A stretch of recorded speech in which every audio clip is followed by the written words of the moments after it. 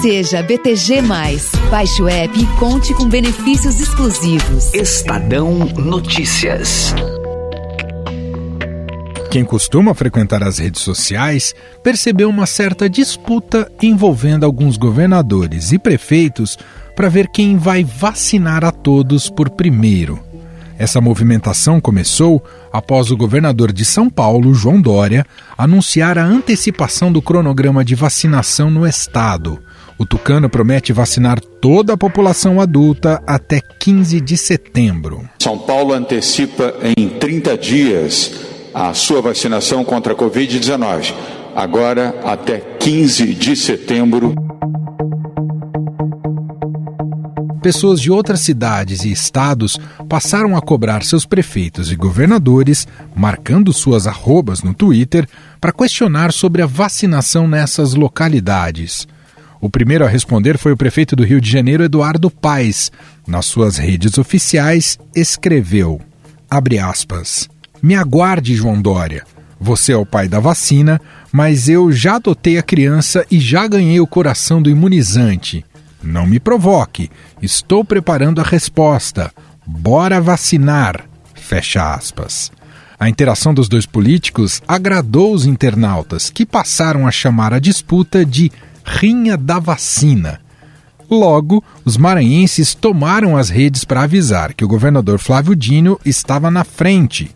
No fim de semana passado, ele criou o Arraial da Vacinação, que tornou a capital São Luís a primeira a imunizar jovens acima de 29 anos. O Arraial é uma homenagem às festas juninas. Uma vez que não é possível realizá-las, nós estamos também celebrando um pouco a nossa identidade cultural.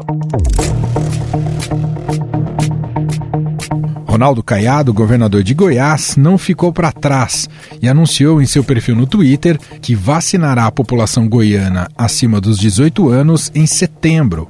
Outro que prometeu vacinar até setembro foi o governador do Pará, Helder Barbalho. Até o final de setembro deste ano de 2021, todos os paraenses de 18 anos para mais já estarão vacinados com a primeira dose. Com essa corrida para ver quem imuniza a sua população primeiro, a pergunta que fica é: quando vamos conseguir tirar a máscara do rosto? Claro, a nossa pergunta não é baseada em como quer o presidente Jair Bolsonaro, mas sim em ciência. E ele vai ultimar um parecer visando a desobrigar o uso de máscara por parte daqueles que estejam vacinados ou que já foram contaminados. Pelos números do Ministério da Saúde, até esta terça-feira, mais de 56 milhões de pessoas receberam a primeira dose da vacina, o que representa 27% da população brasileira. Desses imunizados, cerca de 24 milhões receberam a segunda dose, um total de 12% da população. Por enquanto, quem lidera esse ranking do bem é o Mato Grosso do Sul, com 36% de sua população vacinada com a primeira dose. Na sequência estão Rio Grande do Sul com 33% e Espírito Santo com 31%. Entre os estados que entraram na disputa pelas redes sociais, São Paulo está na frente com 30% de imunizados, seguido por Goiás com 25%, Maranhão com 24% e o Rio de Janeiro com 22%. Se houver o apoio da iniciativa privada, melhor. Nós temos capacidade de acelerar essa vacinação.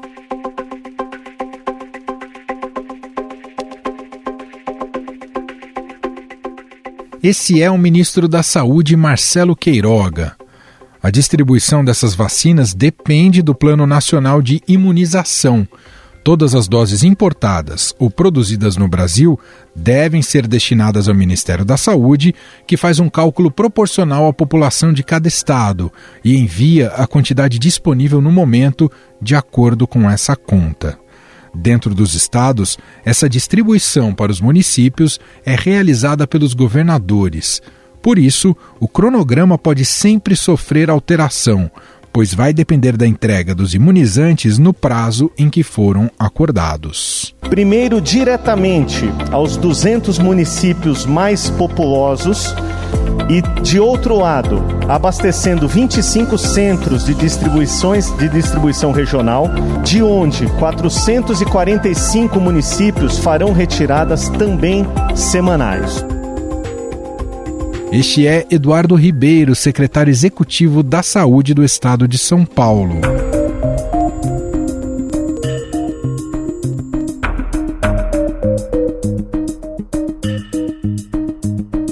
Nessa corrida do bem, 14 estados já anunciaram que pretende vacinar todos os adultos com a primeira dose até outubro. Na frente sai o Ceará, que planeja terminar no dia 25 de agosto. Na lista dos que menos vacinaram sua população com pelo menos uma dose estão Amapá, com 17,12%, Acre, com 17,53% e Roraima, com 17,56%. Essa disparidade na hora da aplicação das doses ocorre também dentro dos estados. Algumas cidades paulistas, como Turmalina e Flora Rica, já vacinaram mais de 60% dos adultos com pelo menos uma dose, enquanto Balbinos imunizou menos de 12%. A enfermeira Nayara Roberto Amadeu, responsável pela vigilância epidemiológica da cidade de Balbinos, que citamos aqui, explica que a porcentagem baixa se deve ao não comparecimento da população aos postos de vacinação. O que acontece? Foi imposto muitas regras em relação às comorbidades. No caso, por exemplo, da pressão alta, né? Só entra quem toma 3 medicamentos ou mais. Então, acaba dificultando o paciente a ter direito à vacina. A maioria acaba fazendo uso de um medicamento apenas. Aí tem o fato de passar pelo médico, ter a carta médica. E para melhorar essa situação e a gente não ficar com dose armazenada, a gente vai estar dando início à vacinação a partir de 30 anos de idade.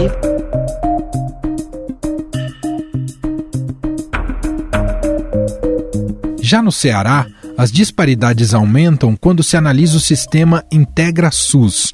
Enquanto a cidade de Aracoiaba vacinou apenas 1,6% da população, Santa Quitéria imunizou 70% dos moradores. O secretário municipal de saúde de Santa Quitéria, Adeilton Mendonça Amaro, ressalta a unidade entre a equipe técnica da secretaria e o incentivo ao cadastro da população para tomar a vacina. O grande X da questão para estarmos na frente dos municípios é termos uma equipe capacitada para vacinou, alimentou no sistema, com dados reais, para se ter uma melhor distribuição e as vacinas virem ao município conforme a alimentação, porque também em resolução de CIB estadual, que é a Comissão Intergestora Bipartite, faz com que as vacinas venham conforme mais pessoas se vacinam. E estamos também fazendo um grande mutirão para cadastrar todas as pessoas teriam possíveis para se tomar essa vacina.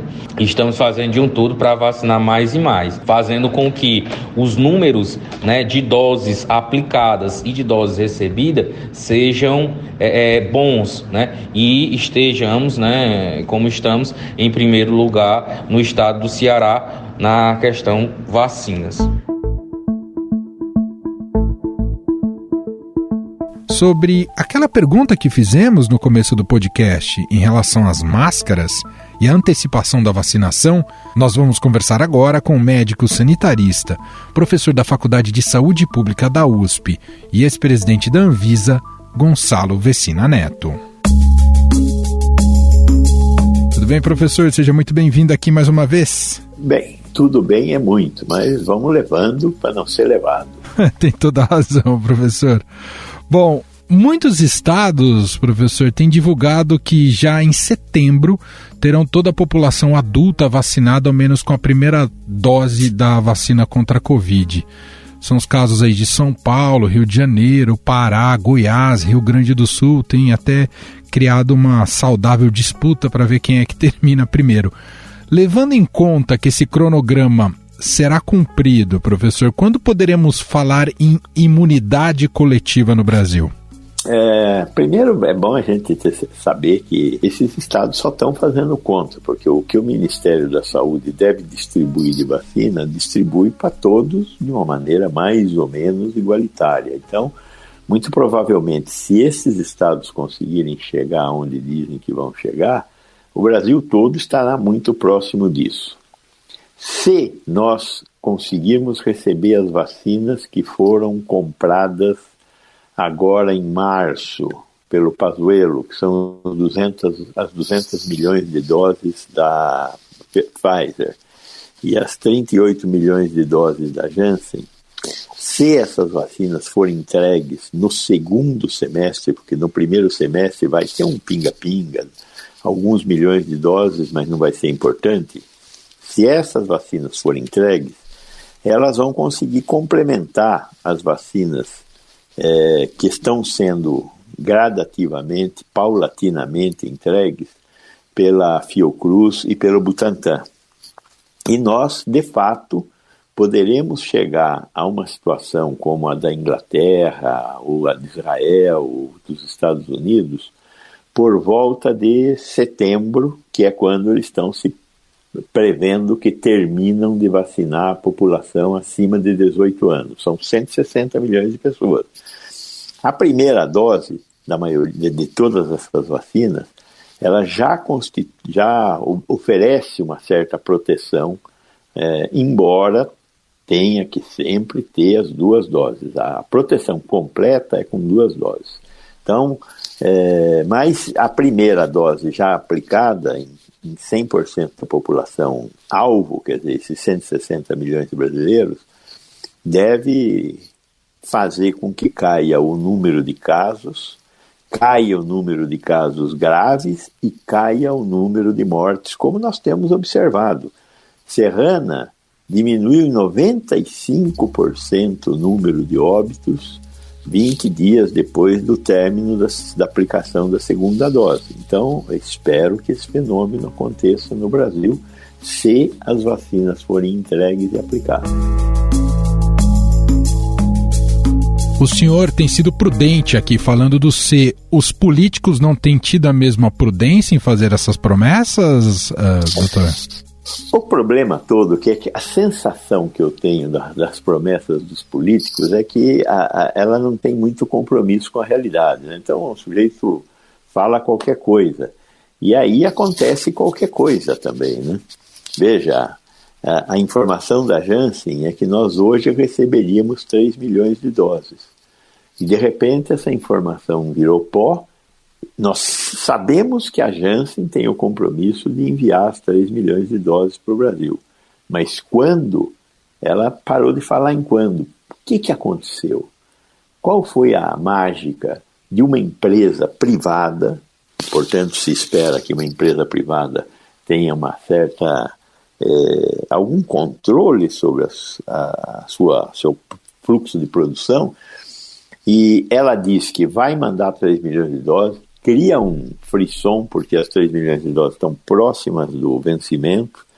A Anvisa se manifesta oferecendo mais 15, 20 dias lá de prazo para o vencimento, o que ela pode fazer, existe margem para isso. E de repente ela fala, olha, não vou mandar mais, mas não explica por quê. O que aconteceu? Quebrou o avião? Caiu o caminhão? Tem que ter uma razão para essas coisas acontecerem. Então eu prefiro, não só com os políticos, com as empresas também, ser um pouco mais prudente. Doutor, a garantia da presença das pessoas para tomar a segunda dose da vacina ainda se revela um desafio no Brasil? Veja bem, o Brasil vacina de forma sistemática desde 1973, quando foi criado o Plano Nacional de Imunizações, o PNI. Virou lei em 1975, onde se define que quem faz todas essas atividades é o Ministério da Saúde. É óbvio que quem executa a vacinação é o município, que é onde as pessoas moram, mas toda a atividade anterior é importantemente do Ministério da Saúde. Quando a gente fala em campanha de vacinação, se você já tem alguma idade, você deve lembrar que tinha propaganda na televisão, Sim. no rádio, nos jornais, tinha Zé Gotinha, tinha não sei o quê. Tinha o quê? Comunicação. As pessoas têm que ser comunicadas para comparecerem a vacinar. Essa campanha de vacinação não tem campanha. Essa campanha de vacinação, não fosse a imprensa falar, nós não teríamos comunicação. Como é que as pessoas sabem que elas têm que ir buscar a vacina em tal ou qual lugar, devem levar tal ou qual documento, devem estar preparadas assim ou assado? Olha, se você for portador de comorbidade, leve não sei o que e tal. Não houve campanha, não está havendo campanha. As pessoas meio que estão tendo que descobrir que é tempo de vacinar. Então, esta é uma questão muito grave aqui no Brasil. Nós não estamos fazendo campanha de vacinação. O Ministério da Saúde lavou as mãos. Primeiro não queria comprar vacina. Depois, pressionado pela opinião pública, agora em março deste ano, foi atrás de vacina. Conseguiu vacinas atrasadas. Nós vamos receber no segundo semestre o grosso das vacinas compradas. E enquanto não chegam as vacinas, vão continuar tendo um número absurdo de mortes por falta de programação do Ministério da Saúde. E, ao mesmo tempo, ele que deveria ter recursos para fazer campanhas de vacinação, não está fazendo as campanhas de vacinação, não está fazendo o marketing, a divulgação de que é a hora das pessoas irem buscar vacina. Então não é de estranhar que esteja, às vezes, apesar da situação dramática que nós temos, faltando gente para ir tomar vacina. Que quem tem que tomar a segunda dose, tem muita gente que esqueceu ou não foi tomar a segunda dose. Por quê? Porque falta comunicação. Comunicação para a vida humana é muito crítica. E ignorar isso é um comportamento assassino que o órgão federal está demonstrando, sabe? Do ponto de vista epidemiológico, doutor, torna-se um problema crônico se há uma defasagem muito grande da segunda dose, das pessoas não terem tomado? Provavelmente não. Provavelmente vai dar certo, né? Embora não seja a coisa mais adequada. Nós vamos ter muitas surpresas ainda com essa crise sanitária, porque a hora que nós terminarmos de vacinar os 160 milhões de brasileiros, que a vacina chegou, nós vacinamos, ainda nós teremos duas coisas a fazer pela frente. E uma coisa é vacinar as pessoas com menos de 18 anos, né? Uhum. Neste momento, a vacina da Pfizer já tem comprovação que é segura na faixa etária dos 12 aos 18 anos. Então, essa primeira faixa já deverá iniciar a vacinação, preferencialmente com vacinas que tenham sido testadas. Espero que as outras estejam realizando seus testes. Eu tenho notícia de que estão realizando seus testes. Espero que elas tenham terminado de realizar seus testes aí por volta de meados do segundo semestre. E aí nós temos que vacinar a juventude e as crianças. E aí temos que dar um passo atrás e verificar o que nós temos que fortalecer. Estou repetindo isso o tempo todo. Vacinação não é um ato individual. Você se vacina e está salvo. Não. Você se vacina e estará salvo quando todos estiverem vacinados. Não antes de todos estarem vacinados. Nós ouvimos o Dr. Gonçalo Vecina, médico sanitarista, professor da Faculdade de Saúde Pública da USP e também colunista aqui do Estadão. Muito obrigado pela entrevista, doutor. Foi um prazer, muito obrigado, boa sorte.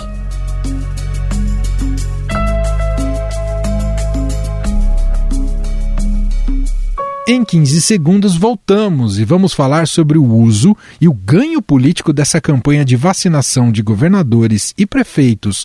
E vamos bater um papo com o editor da Coluna do Estadão e colunista da Rádio Dourado, Alberto Bombig. O BTG+ é o banco para quem valoriza o que é exclusivo. Seja premium e tenha tag para pedágios e estacionamentos, monitoramento do CPF e muito mais. BTG+. Inove seu jeito de usar banco. Baixe o app. Estadão Notícias. Depois de anunciar a antecipação do calendário de vacinação contra a Covid-19 em São Paulo, o governador João Dória se envolveu em uma troca de farpas nas redes sociais com o ministro da Saúde, Marcelo Queiroga. O titular da pasta respondeu a essa postagem dizendo que as vacinas que Dória usaria para cumprir essa agenda eram do governo federal, trazendo à tona uma rivalidade entre o governador e o presidente Jair Bolsonaro. Dória respondeu, abre aspas, quanto recalque, ministro, por aqui, vacinando, fecha aspas. Para muitos, essa corrida pela imunização tem um caráter eleitoral, já que alguns dos governadores estão interessados na reeleição ou em se candidatar para a vaga de presidente em 2022. O entorno de Dória, por exemplo, acredita que o empenho dele pela Coronavac será uma plataforma nacional importante na campanha eleitoral. E para falar sobre esse aspecto, nós convidamos o editor da Coluna do Estadão e colunista da Rádio Eldorado, Alberto Bombig. Tudo bem, Bombig? Seja bem-vindo. Obrigado, tudo bem. Bom, Bombig, foi até um destaque da Coluna do Estadão, né? Essa corrida da vacinação para quem consegue vacinar todos os adultos primeiramente. O governador de São Paulo, João Dória, digamos que é o principal político que tem usado a vacina e a vacinação a seu favor para a projeção eleitoral. E vocês apuraram e trouxeram isso na Coluna do Estadão, e queria te ouvir um pouco mais, que isso é levado a sério mesmo como estratégia pensando em 22, é isso, Bombig? Exatamente. Seja porque o Dória não tem, como os outros governadores, né, são governadores de um período de uma intensa crise, né, a gente tem que salientar que a pandemia ela reduziu a capacidade de investimento de todos os entes federativos, né? E aumentou gastos, né? Ela diminuiu a atividade econômica, portanto diminuiu a arrecadação fiscal e aumentou gastos. Os gastos do Estado, da União e dos municípios em saúde também subiu muito, tudo mais. Então, seja porque é difícil você hoje colocar em pé, acho que não tem nem mais tempo, né, do governador, botar grandes obras faraônicas em São Paulo em pé, como costumava ser praxe nas campanhas eleitorais, e também porque, de fato, ele foi o primeiro a apostar mais firmemente, vamos dizer assim, na vacinação. Então, de fato, ele tem, como gostam de dizer os marqueteiros, né, ele tem, de fato, uma narrativa, né? A vacina dá a ele uma narrativa eleitoral para uma campanha presidencial, como é o sonho dele. E ele entende que essa narrativa ela tem capacidade de ser entendida também para o brasileiro de outras localidades, né? Não apenas do Sudeste, né? Nos bastidores, por exemplo, os partidários do Dória comparam ao Plano Real, que foi o Plano Real para o Fernando Henrique Cardoso, que é o último presidente do PSDB. Né? O Plano Real nacionalizou, vamos dizer assim, o nome do Fernando Henrique, né? Projetou o Fernando Henrique para ele vencer a eleição em 1994. Se essa narrativa vai colar, se essa narrativa vai dar certo, é outra história. Neste momento que eles imaginam, é isso. Obviamente, agora, nesse estágio, ele não é o único a apostar no discurso da vacina, não é o único a ter a vacina como uma bandeira eleitoral. E até o presidente Bolsonaro, que tem um discurso tortuoso, né? Uma hora faz um aceno à ciência, outra hora diz que não vai ter mais máscara, outra hora diz que não vai obrigar ninguém a ter um passaporte da imunidade, que vai vetar, mas mesmo o Bolsonaro e os partidários dele já estão, até há bem pouco tempo, falando em vacinação, vamos vacinar todo mundo, então ele também vai tentar se aproveitar desse discurso, não tem jeito. Se a gente tiver, e eu espero que sim, todos nós esperamos, né, todo mundo que tem bom senso, todo mundo que coloca as vidas dos brasileiros acima da luta política, torce muito para que a gente chegue até outubro, novembro, né, no máximo, final do ano, com todo o país, ou praticamente todo o país imunizado. E aí o jogo da vacina, todo mundo vai querer tirar sua lasca eleitoral, o seu dividendo dessa bandeira tão importante que virou a vacinação dos brasileiros. É muito provável que o eleitor olhe para trás e se lembre da dificuldade que foi esse período, se lembre dos amigos perdidos, se lembre dos parentes perdidos e tente procurar entre os candidatos os que de fato apostaram na vacina como uma saída para a crise sanitária e para outros que apenas cruzaram os braços, apostaram em tratamento precoce, apostaram em cloroquina. Isso vale para todo mundo que for disputar a eleição. Captar de você uma última análise, Bombig, e voltando também a esse tema da memória da pandemia, memória do eleitor sobre a pandemia, a questão da vacinação. Se tudo cumprir conforme os prazos aí estão estabelecidos, os cronogramas, em tese, até o fim do ano, o Brasil terá seus adultos vacinados. O que pode fazer com que 2022 seja um ano de retomada e euforia? Isso vai favorecer o presidente Jair Bolsonaro? Se isso ocorrer, você não tenha dúvida que favorecerá. Excelente o ponto que você coloca, é a grande aposta do Bolsonaro, né? Até para ele ter um mínimo de coerência no que ele vem dizendo lá, que ele justificou muito a posição negacionista dele no início da pandemia, dizendo que a economia não poderia parar, né? Acho que ali tinha muito de cálculo eleitoral, tinha muito de erro político, erro estratégico, né? Estava mal aconselhado. A única pessoa que estava do lado dele naquele momento dizendo o caminho, a coisa seria difícil e longa, era o Mandetta, ele demitiu. Preferiu ouvir gente que estava dizendo, não, isso vai passar, é só uma gripezinha, fica tranquilo, vamos apostar na economia. Ele aposta, assim, a economia é o grande ativo dele, e se esse cenário acontecer, um cenário de algum aquecimento, de alguma melhora na sensação dos brasileiros, né? Porque isso tem que ser perceptível, né?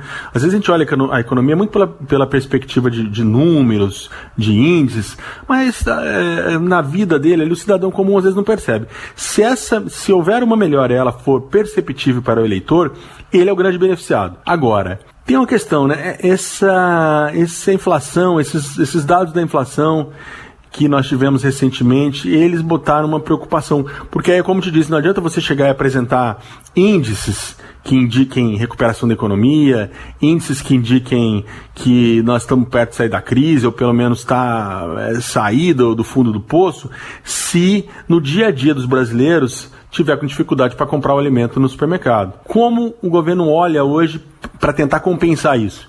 Transferência direta de recursos de renda. Então tivemos agora o Paulo Guedes dizendo que vai prorrogar por mais meses o auxílio emergencial. Enquanto isso, o Bolsonaro deu uma ordem ali para os assessores auxiliares diretos dele tentar achar um novo programa de transferência de renda, uma nova versão do Bolsa Família. Essa é a forma mais rápida que você tem de, pelo menos, minimizar os efeitos de um possível estouro da inflação no ano eleitoral. A transferência de renda, ela, segundo quem pesquisa essa área, segundo os marqueteiros, quem faz as pesquisas, os políticos mais experientes, costuma ter um efeito a curto prazo, né, que é a transferência direta de renda, né? O sujeito, um cidadão, põe o dinheiro no bolso, está cheio de necessidade em casa, né? E aí ele tende a ter uma percepção do governo melhor. Agora, tem grana, né? Falando português mais claro, vou até usar gíria aqui. O governo tem bala, o governo tem grana para fazer um amplo programa de transferência direta de renda no ano eleitoral? São muitas dúvidas que estão colocadas. O fato é que nós nunca tivemos, pelo menos desde a redemocratização, um ano pré-eleitoral com tantas dúvidas, com um cenário tão aberto. O cenário está muito aberto. A gente está há pouco mais de um ano do início da campanha eleitoral, não digo da eleição, mas da campanha eleitoral, e a gente olha o que você tem consolidado no cenário de hoje. Temos Bolsonaro de um lado, que vai disputar a reeleição, já disse que vai, e o Lula de outro, recuperou os direitos políticos, né? Aliás, o Lula numa posição muito confortável, né? Estávamos aqui passando, esquecendo, porque Sim. Já meio que está muita gente dando ele no segundo turno, né? Então você tem um Lula do outro e o meio, esse meião, numa disputa muito grande para ver quem vai ser candidato, né? O Dória com essa dificuldade vai ter que disputar prévias, o Luciano Huck, que sempre foi dado como presidenciável, a indecisão dele, muita gente no meio político entendendo que ela já passou do limite aceitável, né? Já está há muito tempo pensando, e quando está pensando muito, é provável que não seja mais. Agora, outros partidos ensaiando lançar uma candidatura. Um cenário muito volátil, um cenário muito indefinido. Muito bem, Alberto Bombig, editor da coluna do Estadão, participando mais uma vez aqui do nosso podcast. A gente, a qualquer momento, convida ele novamente para conversar aqui. Obrigado, viu, Bombig? Obrigado a você. Estadão Notícias. E este foi o Estadão Notícias de hoje, quarta-feira, 16 de junho de 2021. A apresentação foi minha, Emanuel Bonfim. Na produção, edição e roteiro, Gustavo Lopes, Júlia Corá, Ana Paula Niederauer, Jefferson Perleberg e Patrick Freitas. A montagem é de Moacir Biasi e o diretor de jornalismo do Grupo Estado, João Fábio Caminoto. Escreva pra gente, podcast@estadão.com. Um abraço para você e até mais.